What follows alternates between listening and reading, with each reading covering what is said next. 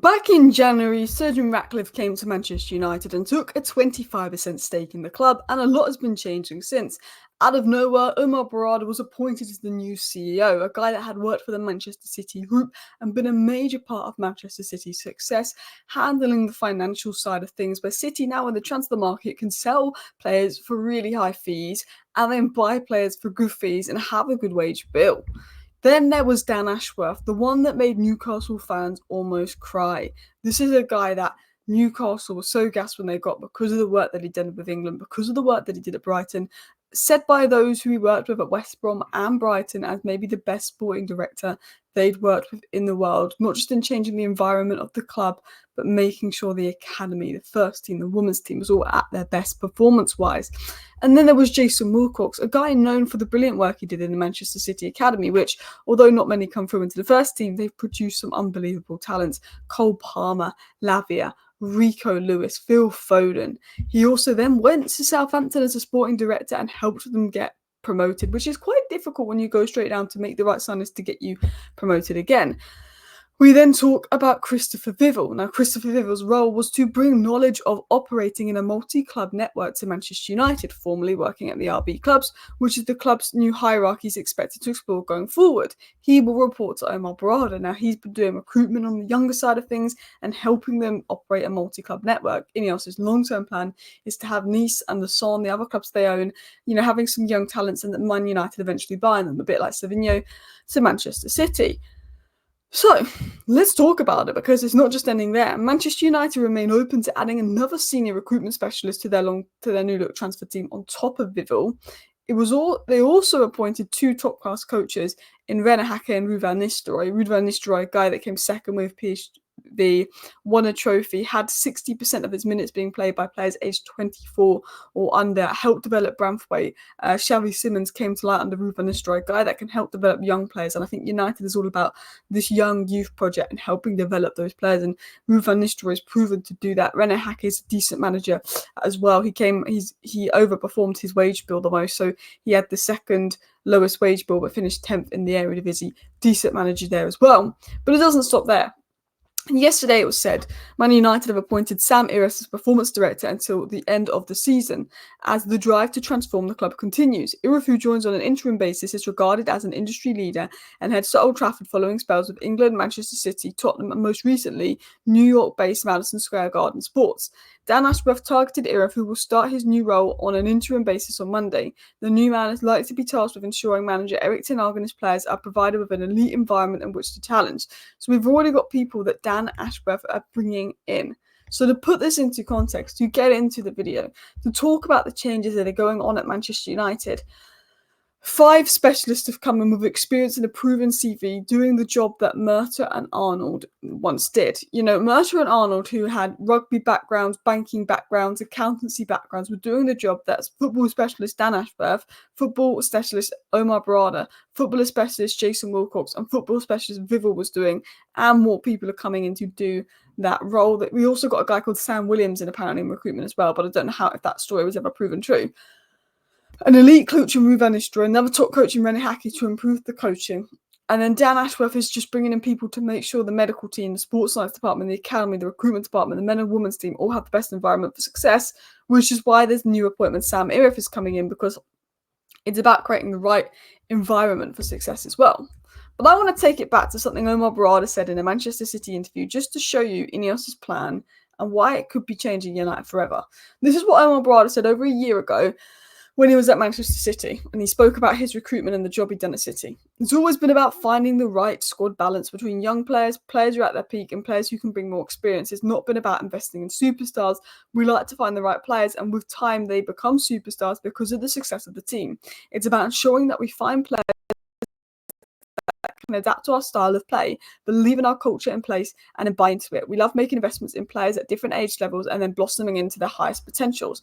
What he's saying is, when he got City to where it was, they didn't invest in 100 million superstars. They invested in good players that were young, that suited the style of play they wanted to play, that suited the long-term project. They were building a team. They weren't buying individuals, but they were buying players with lots of potential. It wasn't about spending loads of money on superstar signings, which United had done with Paul Pogba, Jadon Sancho, those big-name signings. It was about buying players in that £50 million range. And integrating them into the team and, getting more out of them that way and then helping them blossom into their potential. There was experience of, players that were really young coming in, players that were, sort of could be developed into superstars and getting and had a bit of experience, and players that were experienced. And if you look at Manchester United, well, that exactly happened this summer. You've got Lenny Yoro, Kone, and Obi Martin, Nassau, and James Ottery coming in, really young players with great potential, some that will be in the first team, some that will be in the academy. You've got young players like Xerxes and Agati coming in that should only get better. And then you've got players entering their prime years with experience like De Ligt and Masraoui. De Ligt just won a league title in 3 different leagues. So you've got at Manchester United a mixture of what Omar Berrada did at Manchester City. And this is why rivals are scared. This is why United is changing, because Manchester United in the past, Ollie was like, I want Declan Rice. Okay, here you go, Ollie. You have no DM. We're going to spend a load of money on Ronaldo. This time, the board know exactly what United want. And what made Manchester City so successful was signing the right players for the right price, the right ages, and rather than blowing the budget on 3 really expensive players when you need 5, making sure you spread that across 5 players, rather than blowing the budget on Anthony and Casemiro and all of a sudden you can't get the extra player that Ten Hag wanted. It's a mixture of making sure the academy's improving, making sure that we've got some great youngsters there, but the right age, the right signings, which is something United haven't done. But the biggest improvement for me will be Dan Ashworth and the impact he had. This was Dan Ashworth in an interview explaining his role. There's 6 things that come into me in my job, and that's the men's first team, the women's first team, player recruitment, the academy, medical and sports science and player loan department. All of these medium to long-term things in order to try and make sure the club is sustainable. We spend our money wisely, we open up pathways for our young players to come through the system, and that's one of the main things that's really important to Brighton. And what Dan Ashworth is saying is he focuses on improving these 6 areas of the football club to make sure that they're in the right place for medium and long-term success. Now, we're not going to see the impact of Dan Ashworth this year, and we might start to see the impact of Dan Ashworth next year, but it's in 3-4 years' time where you'll see the impact of Dan Ashworth, because he's going to bring the people in to make sure that we're acting sustainably in all these departments. And 5 years down the line, you may see the effect of Dan Ashworth. It's not you're going to see it tomorrow. It is a long-term project. You've got to remember that. Dan Ashworth targeted Sam Irif and Vivell. Insiders believe Irif will be a crucial to what they are hoping will be a turnaround to United's season despite a sluggish start. It was also said by Dan Ashworth in regards to the manager and the footballing philosophy of the club in an interview he did when he was at Brighton, saying, you hire a coach that matches the philosophy / direction of travel the club wants to go. Tony Bloom, Brighton owner, wouldn't hire a coach who was against the direction of travel they see the club going. My job was to stitch that together, so with Graham Potter, he fitted the principles and philosophy that the club saw as the way forward. It's then about making sure the under-23s, the under-18s and the academies are in the right place with their right loans to give them the best chance of playing for Brighton first team as well. He did a lot of work with the Brighton Academy and players coming through. He said, we have some basic principles and philosophies that we believe are best for player development and the way that we want to play at Brighton DNA, if you like. We want the academy recruitment structure, loan planning, medical team, everything set up with first team performance and results in mind. If you don't do that, you're wasting time. And what Dan Ashworth said in that interview, which is again why Man United is changing forever, is everything he's doing is with first team performance and results in mind. Manchester United for the last 10 years under Glazer ownership have done everything about, okay, who's going to sell the most shirts? Who's going to bring us in the most money? Dan Ashworth is saying everything he does at Brighton, every department he works in, creating the Brighton DNA, is to make sure that first team performance and results are in mind, not financial stuff before they do anything. Because if you can get first team results and performances, you're going to bring in more money financially anyway. And that is what Manchester United need. And that's what Manchester United have needed for so long. And that's what Dan Ashworth does. You look at United's recruitment strategy, you look at changes already happening. You know, there was a report that Wilcox was the one that pushed for Agati whilst Ten Hag wanted to keep McTominay instead. Ten Hag would have rather kept McTominay because he didn't want to lose him than sell him and sign Agati, even though we had Mason Mount, Xerxes, Bruno Fernandes and Ahmad that could play in that 10 role for McTominay, whereas we only had 0 Casemiro backups and Casemiro's been quite poor this season. So, you know, you look at Murta and Arnold, if they were here, we wouldn't have signed Agati and we'd have McTominay and we'd go into the season with Casemiro as our only DM for the whole season, which is absolutely mad when you think about it. You can see that INEOS are taking control, making sure we're getting signings like Agati and Xerxes. They spoke about De Ligt and Masraoui and how actually, while Ten Hag liked the players, INEOS did suggest them because they saw the price, they saw the ability of the player. They're not buying high-wage players. De Ligt took a wage cut to join United. They're signing players between 20 25. They wanted to focus on homegrown Premier League proven talents. They did that with Branthwaite, they did that with Elise, but the funds were too much, so they walked away, and that's absolutely fair, and they went and looked abroad. But they're really looking to change the recruitment strategy. They've also got 2 years and you're out. Anthony doesn't perform next year, Rashford doesn't perform next year, Mount stays injured and Nana doesn't perform. Anyone could be out next year if they have a second bad season. And then you go to Vivell. Vivell is doing things more on the younger front.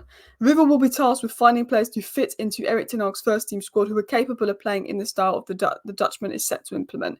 He will also play a role in identifying younger players for United and will draw up a development pathway for any emerging talent, showing them the route to the first team squad and how they'd fit in stylistically, is what was said by Ty Marshall and Christopher Vivell.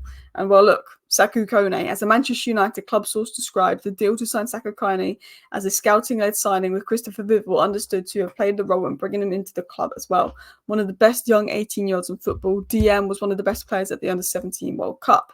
You look at the clear-out, we've always asked the Man United to have a clear-out. While Antony's still here, while Casemiro's still here, Lindelof and Eriksson are still here. That is a very good clear out. Over 100 million euros have been raised. You think of the wages as well. It's a pretty mad clear out. You know, United getting Dan Ashworth for 3 million, getting these 5 signings in, 93 million net spend overall. But if you include the money we saved in wages and the 25 million loan fee we're going to get for Sancho next year, it would be a 37 million net spend for all of those players. And it just shows that I think United are in the right direction. Our priorities are now on the field, not off the field. It's about being on the right direction on the pitch. The priorities is footballing success. Scouts have never been an issue, but it was the people making decisions. Scouts suggested Elise. The board went and signed Antony, even though the scouts said that Antony's not worth more than 25 million. They said instead of spending 85 million on Antony, they should spend 35 million on Elise and trigger his release clause. The scouts got ignored by the board. Now, INEOS would have said no to Antony, would have triggered Elise's release clause. We're building the environment for success, bringing the coaches, bringing the right people around ten Hag. That now ten Hag does not have excuses for lack of success, in a few years' time, because the environment, the recruitment, the backing will be there. And Liverpool, Tottenham and Arsenal are worried because if Man United get back to the top, they will generate so much more money than everybody else, because we only generate loads of money when we're at the bottom, that we will just continue to generate more and more money and stay at the top as long as the right people are making decisions. So I'm excited about the future and direction United are going in. Let me know your thoughts down below, guys. Thank you for watching. See you next time. Bye.